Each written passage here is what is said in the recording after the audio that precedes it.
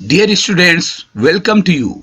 NMMSS छात्रवृत्ति की परीक्षा में मैथ का पेपर आगे सोल्व कर रहा हूं। अब हमारे पास है प्रश्न संख्या 58। यदि आज रविवार है तो आगामी कल से 3 दिन बाद कौन सा दिन होगा? तो आगामी कल होगा सोमवार, फिर मंगल, बुध, बृहस्पति। 3 दिन बाद कौन सा दिन होगा? ये होगा बृहस्पतिवार। इसी तरीके से नेक्स्ट क्वेश्चन 59। यदि किसी वर्ष में 25 अगस्त को बृहस्पतिवार है तो उस माह में सोमवार की संख्या कितनी होगी?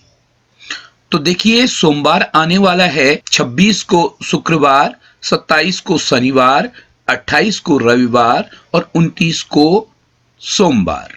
29 को जब सोमवार होगा तो एक सोमवार तो 29 को हो गया, 29 में 7 कम कर दीजिए, एक 22 को हो गया, 22 में 7 कम कर दीजिए, एक 15 को हो गया, 15 में 7 कम कर दीजिए, 8 को होगा, 8 में 7 कम कर दीजिए, 1 को होगा।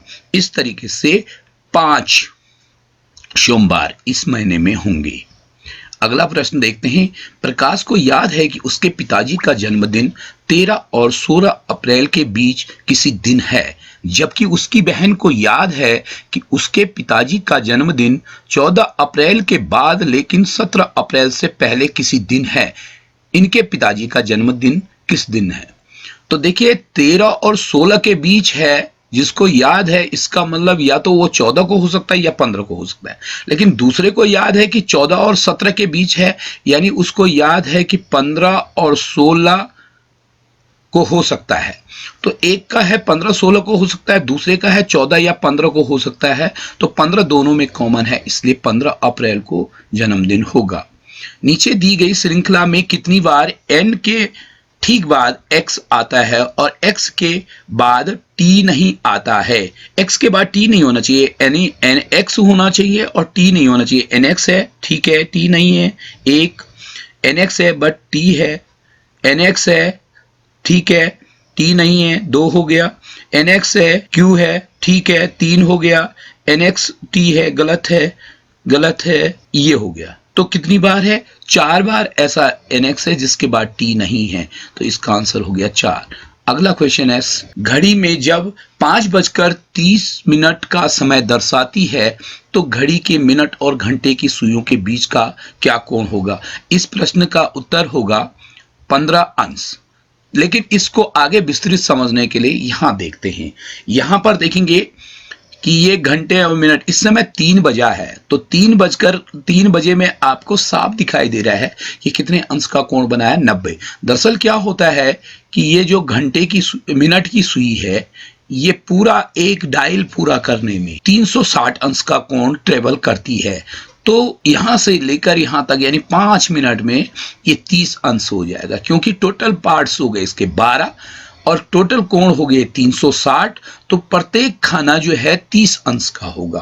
किसके लिए? मिनट की सुई के लिए।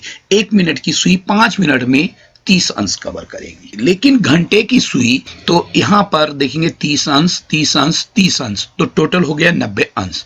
दूसरे सवाल को देखेंगे, 4 बजे, तो यहां से 12 से 1 तक 1, 1 से 2 तक, 2 से 3 तक, 3 से 4, कुल जो है 4 गैप पूरे करने हैं, यानी प्रत्येक 30 अंश का है तो 120 अंश का कोण बनेगा। इसी तरीके से देखेंगे 2:30 पर कितने अंश का कोण बनेगा?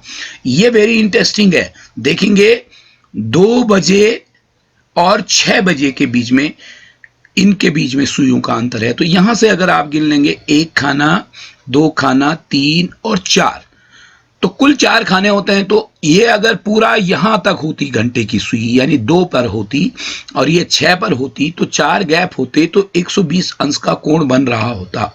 किंतु इसने 6 पर गई है, इसका मतलब 30 मिनट पूरे कर लिए हैं। तो घंटे की सुई भी 2 से आगे 30 मिनट के लिए बढ़ गई होगी। तो घंटे की सुई कितनी बढ़ती है?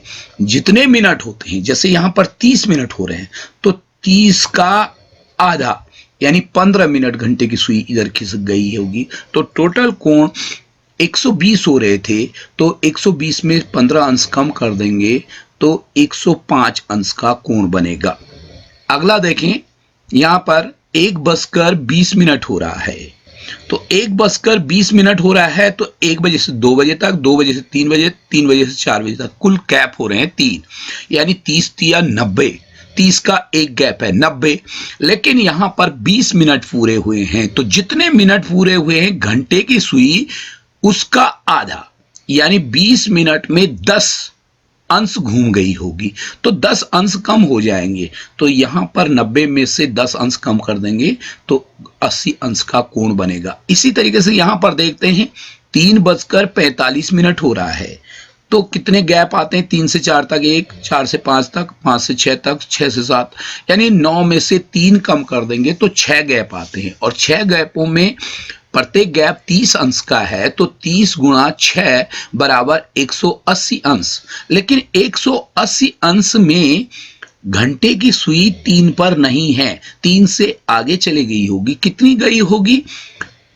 45 मिनट हुए हैं, तो 45 का आधा यानी 22.5 अंश आगे खिसक गई होगी। तो 180 में से 22.5 कम कर देंगे, तो 180 में से 20 कम करेंगे तो 60, और 60 में से 2 और कम कर दो तो 158, और 2 कम, एक आधा और कम कर दो तो 157 सही 1/2, यानी 157 और हाफ अंश का कोण बनेगा। यहां पर देखेंगे जो हमारा मूल सवाल है वो था कि 5:30 पर कितने का कोण बनेगा। तो देखिए 5:30 यानी एक सुई 5 पर मान लीजिए, दूसरी सुई 6 पर मान लीजिए, तो एक गैप का अंतर हुआ, तो दैट इज 30 डिग्री। लेकिन 30 डिग्री में से क्योंकि 60 मिनट वो 30 मिनट कवर हो गए हैं, तो 30 मिनट का मतलब होता है कि घंटे की सुई 15 अंश आगे बढ़ गई होगी, तो 15 अंश कम हो जाएगा, तो 30 अंश में से 15 अंश घटा देंगे, तो इसका जवाब होगा 15 डिग्री। अगला क्वेश्चन, नीचे दी गई अंकों की श्रृंखला में ऐसे कितने 5 हैं जिनके ठीक पहले 7 है लेकिन ठीक बाद 6 नहीं है, यानी हमको देखना है 75, 75 को देखना है और उसके पीछे 6 नहीं आना चाहिए। 75 है, करेक्ट, 1 हो गया। यहां 75 नहीं है, यहां 75 है बट 6 है, और यहां तो केवल एक ही स्थिति ऐसी है जहां पे 75 के बाद 6 नहीं है, तो इसका जवाब 1 हो जाएगा। अगला देखते हैं, संगीता कंचन से लंबी है, अनीता पुष्पा से लंबी है, लेकिन वह उतनी लंबी नहीं है जितनी की कंचन है। प्रभा संगीता से लंबी है, बताए कि इनमें सबसे छोटी कौन है। तो सबसे पहले हम लेते हैं संगीता, ये हमने लिया संगीता कंचन से लंबी है, ये कंचन से लंबी है, तो जो ज्यादा लंबा है उसको राइट हैंड साइड में लिख दिया हमने यहां पर। फिर आगे की स्थिति देखते हैं, अनीता पुष्पा से लंबी है, लीजिए पुष्पा से अनीता को लंबा कर दिया, लेकिन वह इतनी लंबी नहीं है जितनी की कंचन, इसलिए हमने उसको पहले ही कंचन से पहले लिख दिया था। प्रभा संगीता से लंबी है, प्रभा संगीता से लंबी है, तो प्रभा को पीछे लिखा जाएगा, संगीता से लंबी है, तो बताइए इनमें सबसे छोटी कौन है। तो आपको दिखाई दे रहा है पुष्पा सबसे छोटी है। क्वेश्चन नंबर 65, बच्चों की एक पंक्ति में प्रतीक का क्रम बाईं ओर से 15वां है, यदि वह 4 स्थान दाईं ओर खिसक जाता है तो उसका क्रम पंक्ति में दाएं छोर से 8वां हो जाता है। तो बताओ पंक्ति में कुल कितने बच्चे हैं। तो देखिए बाईं ओर से 15वां है, पहले ले लेते हैं, और 4 स्थान दाईं ओर खिसक जाता है, तो 15 के बाद 16, 17, 18 और 19, यानी उसका 19वां हो जाता है। लेकिन दाईं ओर से हिसाब लगाते हैं तो वो 8वां है, इसका मतलब उसके राइट हैंड साइड में 7 बच्चे और है, तो फिर कुल हिसाब अगर हो जाता है तो 26, तो उसका 26वां हो जाएगा। इस तरीके से देखेंगे ये 15वां था, और यहां से देखेंगे वो 8वां था, 4 प्लेस इधर हटने के बाद जो रेड पे गया था, और उसके बाद टोटल जो है यहां पर स्थिति जो बनी है 26 की बनी है। ये लंबा सा प्रश्न है। देखिए, निम्नलिखित अनुच्छेद का अध्ययन कर दिए गए प्रश्नों के उत्तर दीजिए। 4 दोस्त हैं, रवि, हरि, मनु और जतिन। उनमें से एक कानपुर रहता है और उसको पढ़ने व लिखने का शौक है। हरि और जतिन लखनऊ रहते हैं। हरि को टिकट संकलित करने का शौक है। लखनऊ निवास करने वाले दोनों दोस्तों को सिक्के संकलित करने का शौक है। रवि इलाहाबाद रहता है। एक लड़का जो लखनऊ रहता है उसे गाना सुनने का भी शौक है। एक लड़का जो इलाहाबाद रहता है उसे यात्रा करने और कॉमिक पढ़ना पसंद है। यदि सभी लड़कों के दो दो शौक हैं तो इस आधार पर निम्नलिखित प्रश्नों के उत्तर दीजिए। तो इस प्रश्न को करने से पहले कुछ हमको जो है अपना हाथ चलाना पड़ेगा। तो देखेंगे 4 दोस्त हैं, रवि और ये हमने लिख दिए। 4 प्लेसेस हैं। तो देखिए 4 दोस्त हैं, उनमें से एक कानपुर रहता है। तो कानपुर जो रहता है उसको पढ़ने लिखने का शौक है, तो हमने लिख दिया। देखिए, कानपुर वाले को पढ़ने लिखने का शौक है। हरि और जतिन लखनऊ रहते हैं। हरि और जतिन को चलो लखनऊ डाल देते हैं। तो ये लखनऊ के आगे हमने हरि और जतिन को लिख दिया है। और हरि को टिकट संकलित करने का शौक है। चलो ठीक हो गया, ये टिकट संकलित करने का शौक है। रवि इलाहाबाद रहता है। चलो लिख देते हैं, रवि इलाहाबाद रहता है। लखनऊ निवास करने वाले दोनों दोस्तों को टिकट सिक्के संकलित करने का शौक है। सिक्के संकलित करने का शौक है, इसलिए दोनों के आगे सिक्के लिख दिए हैं। एक लड़का जो लखनऊ रहता है उसे गाने सुनने का भी शौक है। तो देखो, प्रत्येक के 2 शौक है, आगे हमने पढ़ा था। तो इसलिए ये गाना सुनने का शौक भी जो है जतिन का होगा। एक लड़का जो इलाहाबाद रहता है उसे यात्रा करने का शौक है। तो ये चौथा ये लड़का हो गया जिसको कि यात्रा करने का शौक है और कॉमिक पढ़ना पसंद है। यदि सभी लड़कों के 2-2 शौक हैं तो इस आधार पर निम्नलिखित प्रश्नों के उत्तर दीजिए। तो रवि, हरि, जतिन और मनु। पहले कानपुर जो है मनु है, तो गाना सुनने का भी शौक है, तो वो जतिन का है और ये मनु हो गया। तो इस आधार पर निम्नलिखित प्रश्नों के उत्तर दीजिए। अब ये टेबल हमारे पास बन जाती है फटाफट में। तो अब अगला जो है हमको ये देखना है कि किस तरीके से ये आगे बढ़ रहा है। तो देखिए, कौन कानपुर रहता है। तो कानपुर कौन रहता है, इनमें से हमको साफ दिखाई दे रहा है। जब हमने टेबल बना दी तो मनु कानपुर रहता है। अगला क्वेश्चन है, सिक्के संकलन करने का और संगीत सुनने का शौक किसका है। तो देखेंगे, सिक्के कलेक्ट करना और संगीत सुनना जो लखनऊ का है उसको जतिन को शौक है। तो ये जतिन हो गया। अगला क्वेश्चन है, लेकिन निम्नलिखित में से रवि का कौन सा शौक नहीं है। रवि का कौन सा शौक नहीं है। तो देखो, यात्रा और कॉमिक्स रवि के शौक हैं, लेकिन पढ़ना जो है रवि का शौक नहीं है। तो इसका आंसर हो गया बी।